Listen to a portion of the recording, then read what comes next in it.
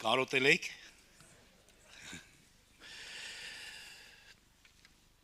Փառք Հիսուսին էս հիանալի օրվա համար, Տերը շատ լավ առիթ տվեց նորից իր առաջ կանգնելու, իր անունը բարձրաձայնելու, փառավորելու, մեծարելու, երկրպագելու, որովհետև սա եզակի օր է, եւ գիտեք ինչով է եզակի։ Հիմա որ նայես կողերդ կտեսնես որ դժոխքում չես։ Սա Աստծո մեծ պարգևն է քեզ եւ ինձ։ Գիտեք Սուրբ Գիրքը ասում է, որ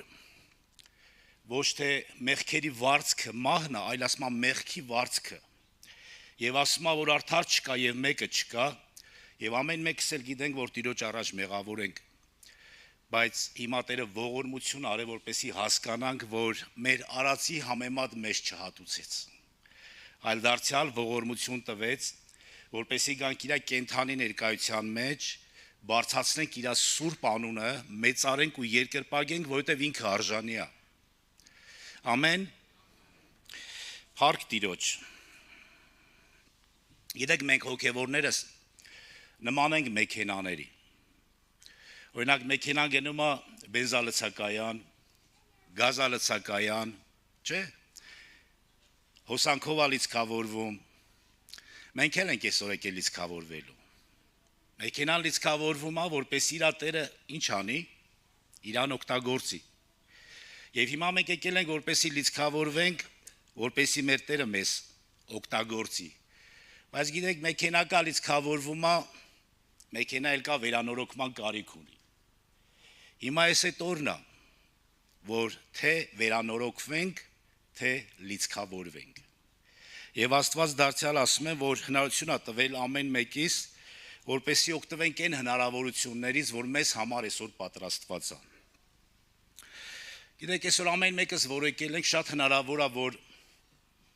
ամեն մեկս մեր հետ բերել ենք մեր հոգսերը, չգիտեմ, մեր մտածումները, նեղությունները, մեկի համար իր խնդիրը, խնդրեմը, չգիտեմ, հնարավոր է կինն է,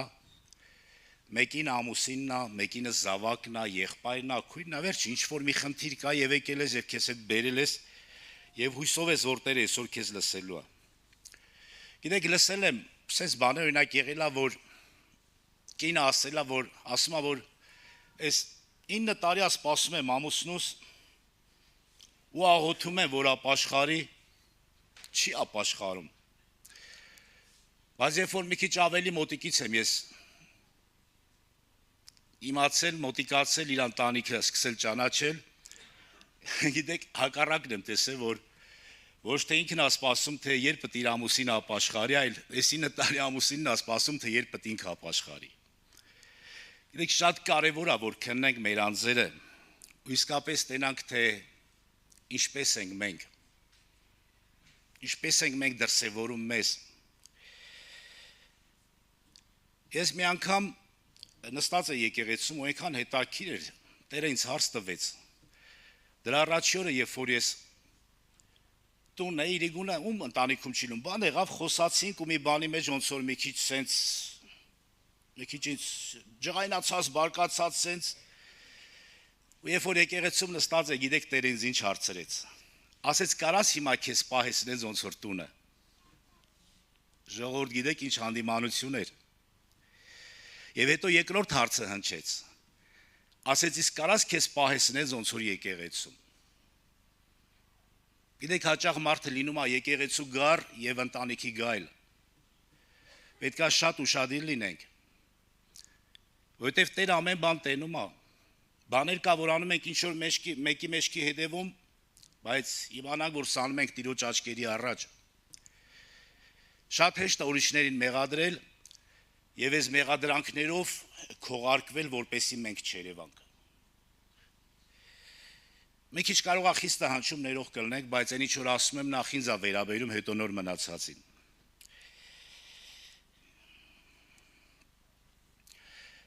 Մի հատ պատմություն եմ ուզում պատմեմ։ Ամուսինը հիվանդանոցում պարկած, կինը կողը նստած։ Կնոջն ասում է, հիշում ես, երբ որ ինձ տոկը խփեց, ինձ բերեցին հիվանդանոց, ասում է կողս նստած էիր, ասում է։ Հա, ասում է, ոնց չեմ հիշում, ասում այ մարդ, ասում է, կողդ էի։ Հիշում ես ասма, երբ որ մի քանի տարի առաջ ընկա մեջքս վնասեցի, նորից ասма հիվանդանոցում դու էիր կողս նստած։ Հա, ասма մարդ ջան, հիշում եմ, ոնց չեմ հիշում, բռնում ձեռնապաչում, հիշում եմ։ Հիմա էլ ասма նայ, ասма անգա մեքենայի տակ հիվանդանոցում նորից դու ես կողս նստած։ Կին ասма, հա մարդ ջան, ասма, տենում ես, գիտես, մարդն ասма, ուղակի հիմա ասենց պարկած մտածում եմ, ասում եմ կարող ես ամեն ինչի համար դու ես մեղավոր։ Հասկանում եք հարցը ինչու՞ն է։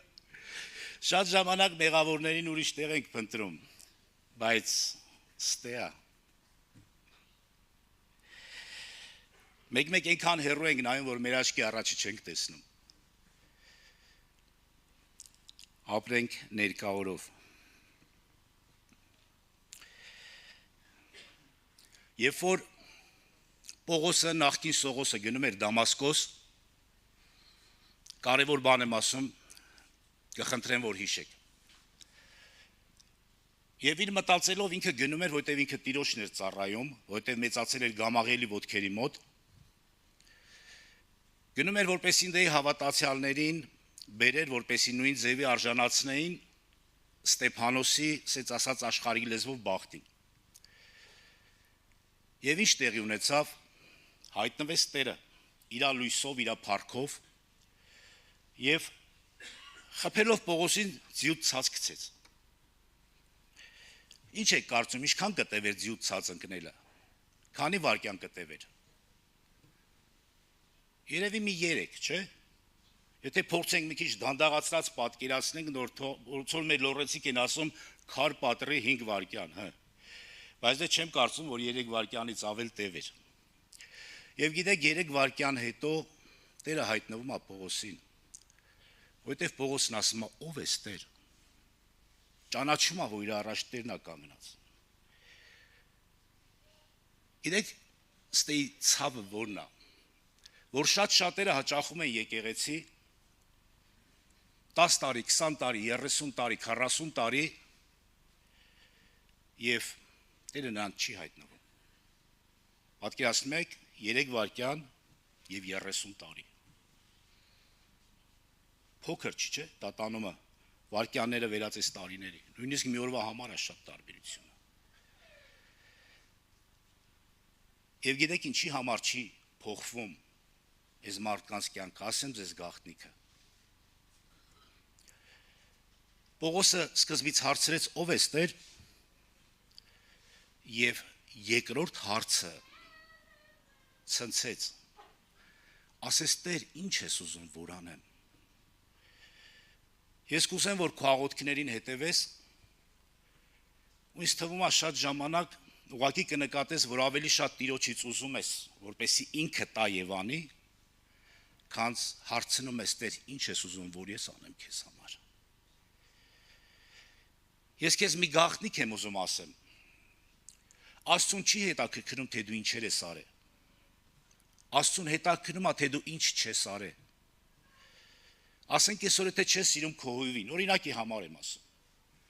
Հարց, ինչի չես սիրում։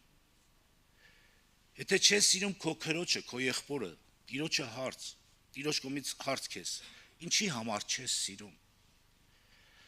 Ումա պետք են բարիքներն ու ողորմությունները առատապես որ արել ես կամ անում ես,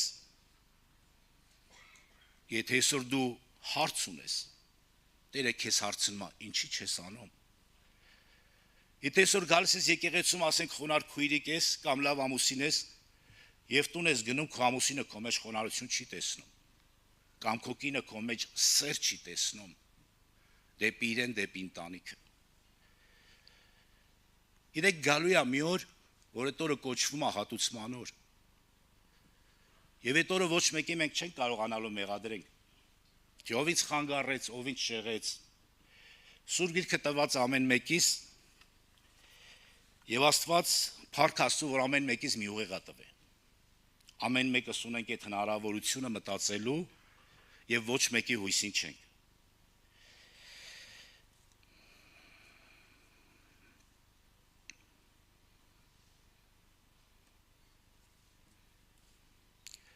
Հարց.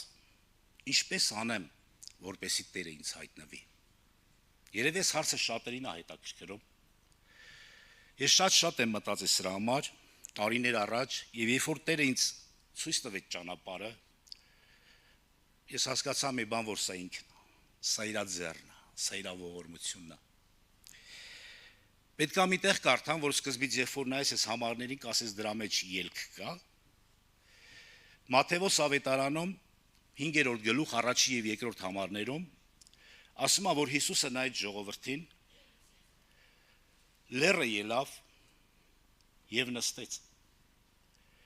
Աշակերտները գնացին իր մոտ եւ ինքը բերանը բացելով սկսեց խոսել նրանց հետ։ Ընդամենը այսքանը։ Հիմա հարց, որտեղ աստ է ելքը։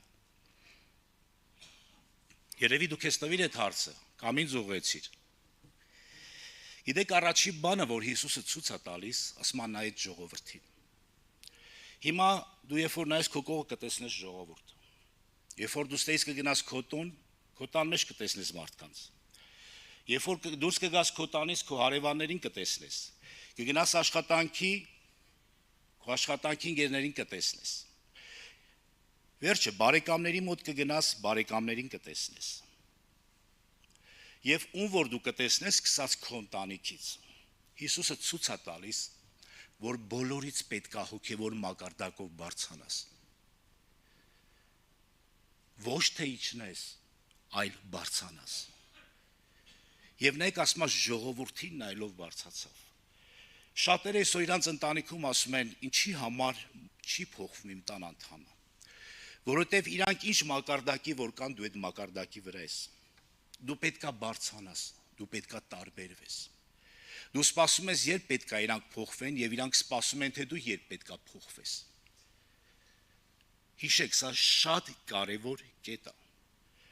Հոգևոր մարդը պետքա ամենաշատը, ձեզ գաղտնիք եմ ասում, որ ինձ իմ կյանքում շատ է օգնել։ Հոգևոր մարդը իր կյանքում ամենաշատը պետքա մտածի մենակ իր մասին։ Կասես, ես ինչ էգոիստ բաներ ես ասում։ Գիտես ինչի։ Հարցը չի գնում ուտելուն, խմելուն, հագնելուն։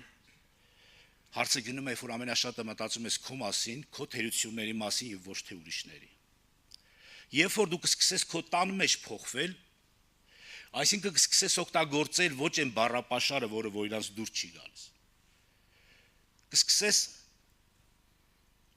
սուտ չխոսել, չբամբասել, չքննադատել, կդադարես ատելուց։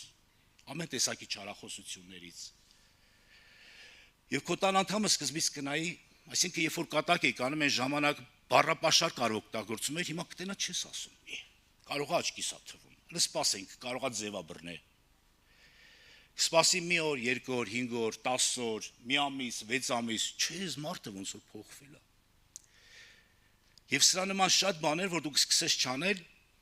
ու գիտես ուղղակի քո փոխված վիճակը առիթ կտա իրանց, որպեսի սիրեն քեզ եւ նմանվեն քեզ։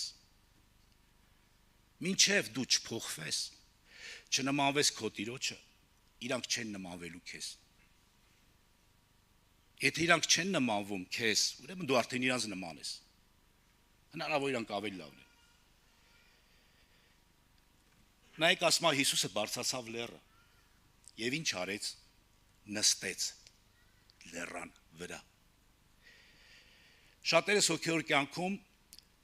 մեր ապրած կյանքը կարամ նմանացնեմ սրտի կարդիոգրամայի։ Հելնում ենք։ Հիսուսը ցույց է տալիս, որ երբ որ բարձացար Տիրոջ ներկայության մեջ, նստին դե ու հետ մի արի։ Մնա Տիրոջ ներկայության մեջ։ Եվ սա այն խոսքն է, որ ես ձեզ ասեցի։ Երբ որ դու տարբերվում ես իրանցից, եւ իրանք տեսնում են, որ դու արդեն ամփոփող ես, ինչ է տեղի ունենում երկրորդ հարցը։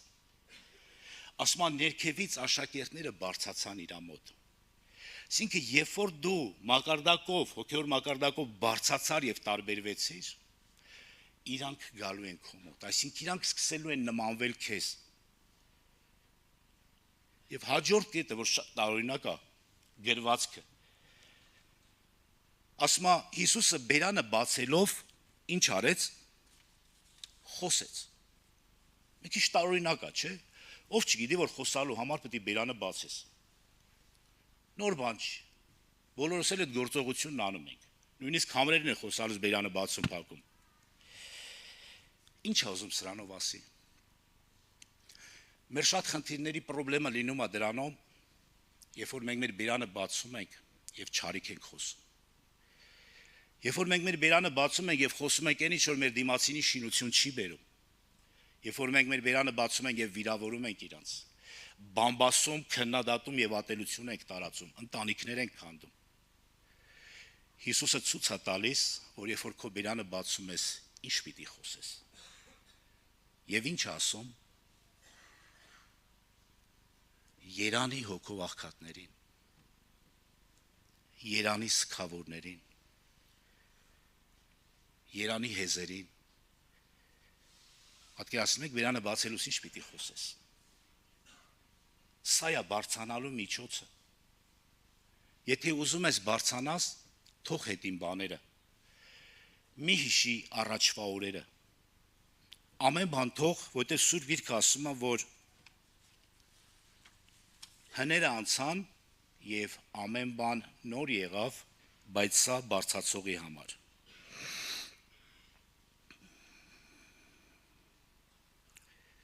Ես կուզեմ մի խորհուրդ տամ, ուզում եմ հիշեք, կարևոր բան եմ ասում ձեզ։ Հիսուսը խաչի վրա մեռավ այնպես, ինչպես որ ապրեց։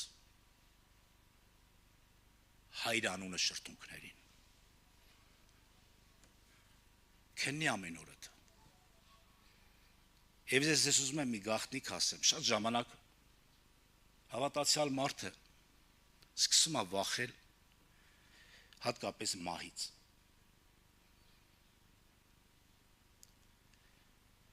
Գիտեք, մահը, սա էլ եմ ձեզ համար նոր բան ասում, հայտնություն, ովքեր որ չգիտեն, վատ բան չի։ Մահը հոգևորի համար օրհնություն է։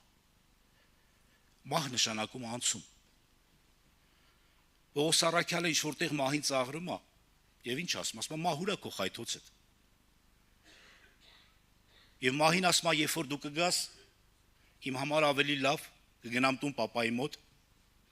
չես գա քույրերիս համար լավ, աղբերներիս համար լավ, իրանց կծառայեմ։ Եվ գիտես, կարծես թե մահը Պողոս առաքյալին նայելուց իր մահն էր ուզում, չէր կարող ես մարդուն վախացնել։ Հզոր էր այս մարդը, որտեղ մահ իր համար նշանակում էր անցում։ Երեխան երբ որ պետքա ծնվի, սկսում է լացել։ Որտեղ անցում է կատարում, աշխարհը փոխում։ 9 ամիս ապրել է իր ամոր որովայնի մեջ, փորի մեջ, դա է իր աշխարհը, եւ դրանից եկում էր ուրիշ ոչինչ բան ինքը չի պատկերացնում։ Նույնը մահացող մարդը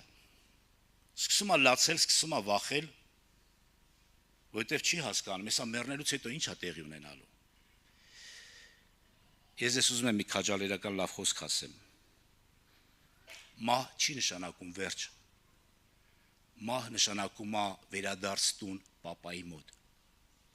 Ուրեմն մի մտածեք ձեր մարմինների մասին։ Մարմինը հող էր ու հողա դառնալու։ Դու մարմինը չես, դու Աստծո շունչն ես։ Դու Աստծո հոգին ես, որ դրել է քո մեջ այս մարմինի մեջ։ Եվ այս հոգին ու շունչը չի ուզում գնան դե, որ դեից որ չի եկե, այլ ուզում է միանալ նրան, որ դեից որ ինքը եկավ։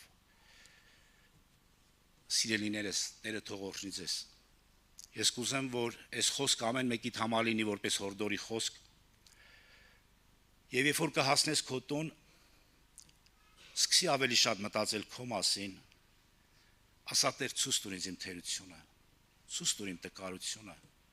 Կարողա ցավեմ պատճառում իմ երեխուս, կարողա ցավեմ պատճառում կնոջս, ամուսնուս, ծնողիս, չգիտեմ, ինչն է պատճառը, որ այսօր իրանք դժվարանում են ինձ լսելու։ Ինչն է պատճառը, որ իրանք չեն ուզում գանեն վայրը, որտեղ ես եմ գալիս։ Ինչն է, օգնի ես ինձ ճանաչեմ։ Օգնի ես տեսնեմ։ Ես էլի մի ուրիշ գաղտնիք եմ ուզում ասել, մի քիչ երկարացի ներող կլնեք։ Աստվածաճանաչության սկիզբը ինքնաճանաչությունն է։ Մինչև չճանաչես քեզ, չտեսնես քո խայտարակ վիճակը, իմ խայտարակ վիճակը, չենք տեսնելու Աստծո փառքը։ Ճանաչի քեզ, ընդունի քո սխալը, քո մեղքը։ Ուշ գտի գնա որ ցավացրել ես, ասա կներես ինձ։ Ներողություն եմ խնդրում։ ես ճիշտ չեմ եղել։ Փառքը այդ հպարտություն ամեն բան դրեք մի կողմ։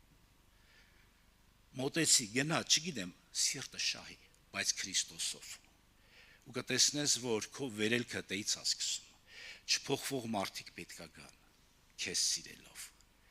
Իրանք պետքա քո նայվածքի մեջ տեսնեն Հիսուսին, պետքա քո խոսացածի մեջ տեսնեն Հիսուսին, իրանք քո գործերի մեջ պետքա տեսնեն Հիսուսին եւ հասկանան, որ դու Հիսուսի անբաժանելի մասն ես եւ քո սիրտը ու Հիսուսի սիրտը զուլված է իրար հետ։ Ամեն։ Ուզեմ մի կարճ աղոթք անեմ ձեզ համար։